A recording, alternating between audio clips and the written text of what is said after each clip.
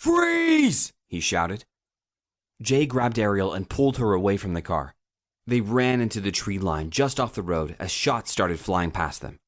One drilled Jay in his thigh. He instantly grabbed it in pain. Ariel threw him behind a tree, then took up a defensive position and began firing back. "You all right?" "I got hit in the leg." "How bad is it?" He looked down. Blood was beginning to flow out. Pain ran up his body.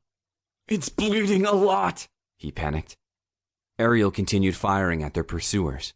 "Put pressure on it." He placed a hand on top of his thigh, then realized blood was flowing out of the back of his leg as well. "My whole leg's bleeding. It's coming out of both sides." Ariel firmed her lips and, with a nod as the only signal, tactically advanced on the officers, laying down fire, then skipping to the next spot of cover and repeating.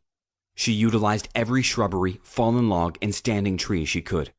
She went through all the rifle rounds, then pulled out the revolvers. Jay sat there, holding his leg.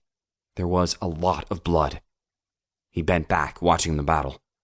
Ariel had put down another replicant. There were 2 left. She quickly went through 6 rounds and tossed the first pistol away. She spun around another tree. The 2 remaining replicants had taken up positions behind a couple of trees. One of them exposed himself, hunting for a shot. Ariel put 2 rounds in his head, dropping him instantly. She spun to another tree, looked at the revolver.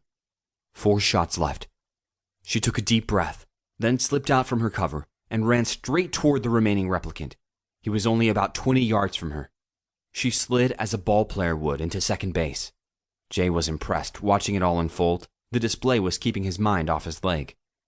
She fired the final 4 rounds, all of them finding their mark in the replicant's chest. He fired back, missing every shot. He was empty as well, but still standing. Ariel, now only a few feet away, spun a kick to the replicant's face. He stumbled back, sparks flying from his chest wound. She spun around with another roundhouse kick, then closed in with a volley of furious punches, elbow jabs, and knee thrusts.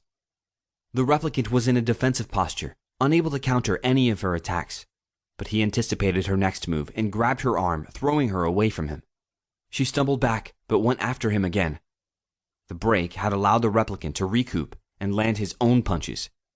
Ariel winced in pain. She had a bloody lip and possibly a couple of broken ribs. She wiped the blood from her face and adjusted her fighting stance. The replicant charged. She spun sideways, the way a matador would to a bull.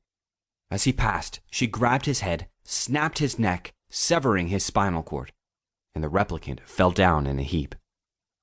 Ariel didn't have time to revel in her victory. She sprinted back to Jay, who was lying on his side holding his leg. "Let me see." He didn't offer any resistance. He was beginning to lose consciousness. She wasted no time ripping her sleeve off and tightening a tourniquet around his thigh. "You've lost a lot of blood. We need to get you to a hospital. Quickly." She helped him up, and they stumbled to one of the police cruisers. Jay felt lightheaded and was beginning to resemble dead weight. Ariel struggled, but got him seated in the passenger side. She started the car. "You'll be okay," she reassured him. Then he closed his eyes.